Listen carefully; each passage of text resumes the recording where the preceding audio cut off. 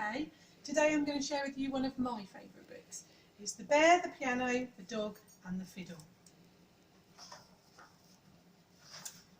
Hector and Hugo were best friends. Hector was a fiddle player and Hugo was one of his biggest fans. Over the years they'd had good times, bad times and even some crazy times. But now times weren't so great. "What are we going to do, Hugo?" Hector said as they walked home.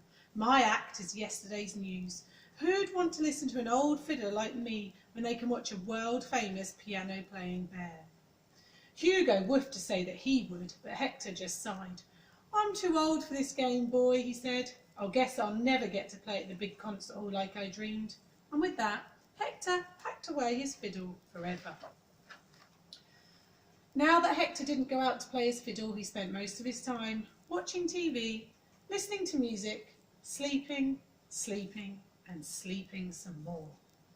Have a look in the background. What's going on? Hector and Hugo's neighbourhood was noisy, so Hector kept the windows shut when he slept. But one night he forgot. In the early hours of the morning, a strange noise woke him up.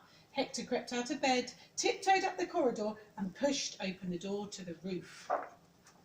Hugo was playing Hector's fiddle, and the music Hugo was making was toe-tappingly, finger-clickingly, whistle-blowingly awesome. Hector's tummy hurt a bit when he saw everyone in the neighbourhood nodding along, but then he saw something else: how much his friend loved to play. The next morning, Hector taught Hugo all the tricks of the trade he'd learnt over the years. Before long, a crowd had gathered to hear the toe-tapping tunes. News of the incredible fiddle-playing dog spread, and one day a very famous bear came to watch. Those children in Year 2 will definitely recognise him. Bear told Hugo that he was starting a band full of musical animals. He invited him to come on tour and play his fiddle to hundreds of thousands of people. As Hugo looked up at Hector, his tail wagging, Hector's tummy started to hurt again. "I guess you should go," he said, trying to smile. "It's the opportunity of a lifetime."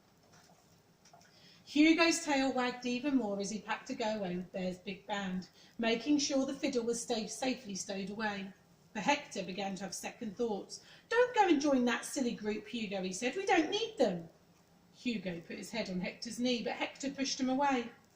"Fine," said Hector. "I'm sure you'll be back with your tail between your legs. You're not even that good." Hugo picked up his suitcase and left. Suddenly Hector felt awful. "Wait, Hugo," he cried. "I'm so..." But it was too late. With Bear's big band, Hugo toured the world, playing spectacular shows to sold-out crowds of adoring fans. Hugo was the star of the show, with Bear on the piano, Big G on drums, and Clint the Wolfman Jones grooving on the double bass. Millions of people watched them all over the world on their televisions and computer screens. Millions of people, including Hector. As he watched, Hector missed making music, he missed playing his fiddle, but most of all, he missed his friend. Months passed until one day when Hector saw some posters saying that Bear's big band were playing at the big concert hall in their city. Hector wanted to go, but then he remembered the horrible thing he had said. What if Hugo didn't want him there?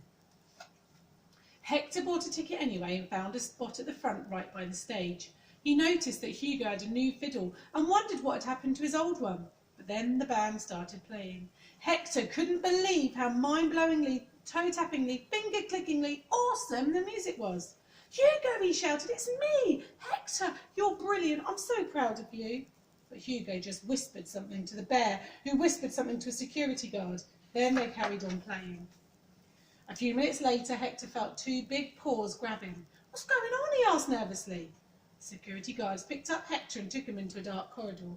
"It's okay," Hector said. "I was going to leave anyway. Let me go." But the guards just kept walking with Hector squished between them until suddenly they stopped and Hector realised just where he was. "Ladies and gentlemen," boomed a voice.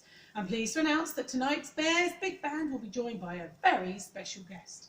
Please give a big welcome to Hector. I'm told that our star Hugo wouldn't be here without him." As the crowd cheered, Hugo passed Hector his old fiddle, which he'd kept safe for him all this time. He woofed and wagged his tail. And as Hector took the fiddle, he realised that though he and Hugo might have good times, bad times, and even times apart, they would always be friends. And that's the end of that story. because good friendship, just like good music, lasts a lifetime. And there they all are happy together. Now, I love that story. If you want to challenge yourself in writing a sequel, so what you think happens next between the dog and the bear, or Hector and Hugo, what could their next adventure be? I would love to read it, and I would love to hear your stories. Hope you're all right. I'll do a new story soon. Bye.